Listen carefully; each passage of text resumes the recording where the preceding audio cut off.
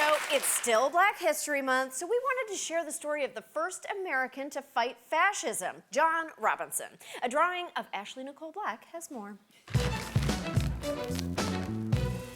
Did you know that Black history also happened before the 1960s? Specifically, it happened to John Robinson, America's jauntiest war hero. Hey, girl. Wait a minute, why does your John Robinson look so much like Idris Elba? It's Black History Month. Anything is possible. John Robinson is the most inspiring Black hero you've never heard of.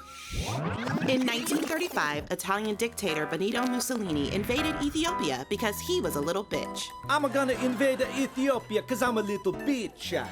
When the League of Nations learned that one of their members was under attack from a fascist regime, they stood up and declared in one unified voice. Sorry, we meant League of Non-African Nations. Yep, Ethiopia's allies weren't willing to rock the geopolitical boat over some African country. But newsreel footage of fascists attacking Ethiopia made its way to American theaters. African Americans who saw the films were outraged. The newsreels began an anti-fascist movement in the United States. And, fun fact, the beloved Black tradition of yelling at movie screens. Black Americans took to the streets in protest, which was super nice of them since they already had plenty of their own shit to deal with. But they did it anyway, and then got beat up by the cops. Wow, this is sounding super familiar. Going off the crazy theory that fascism was dangerous, activists in Chicago and Harlem formed the Joint Committee for the Defense of Ethiopia, and a lot of African Americans volunteered to fight fascists overseas. Well, they tried to volunteer to fight in Ethiopia, but the US government, still aggressively ignoring Italy's aggression, wouldn't let them go. But one man went anyway, our forgotten hero, John Robinson. Damn, he is old-timey sexy. I wonder if he has any grandsons. Focus, Ashley. Okay, in 1929, Robinson went to aviation school. As a janitor. Come on, y'all. It was the 1930s. They were not letting Black people fly planes. But Robinson wouldn't remain a janitor. He sat in on flight classes, learned to fly, and even built his own airplane.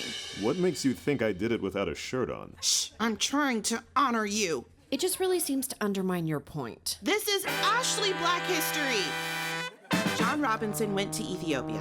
Emperor Haile Selassie appointed him head of the Imperial Ethiopian Air Force. Training montage. Da, da, da, da, da, da, da, da, da, da. Okay, so the Ethiopian Air Force at the time was like 11 planes, and only 8 of them worked, but still, heroic AF. The Ethiopian fighting forces were comically outmatched. They had 13 planes to the Italians' 595, 4 tanks to their 795, and guns for exactly half their soldiers. Robinson even had to smuggle in planes because of an arms embargo on Ethiopia. Seriously? Okay, we don't actually know how he smuggled the planes. There are only 3 newspaper articles from the 30s about this guy. When a Black guy takes on a whole nation of bad guys, we ignore it. When a white guy does it, it's the plot of a Star War. Get off your soapbox. Robinson's Air Force was outmatched, but he bravely led his troops into battle and lost. I mean, duh. Did you hear the part about the 800 tanks? He's an African-American hero, not a frickin' wizard. They ain't had no weapons, y'all. There was no Hollywood ending. The fascists won that war. And the world stood by and watched. Until fascists started invading white people countries. But that is not the end of John Robinson's story. Robinson returned to the United States in 1936 and received a hero's welcome. He helped start the Tuskegee Institute and integrate the American Air Force. And that's the story of the only American to fight in the Ethiopian-Italian War, and how Black people were the first Americans to fight fascism. But don't worry, it only took white Americans 5 more years to realize fascism was a threat. I don't know why, but we thought that was a story you needed to hear right now. Happy Black History Month, everyone. We'll be right back.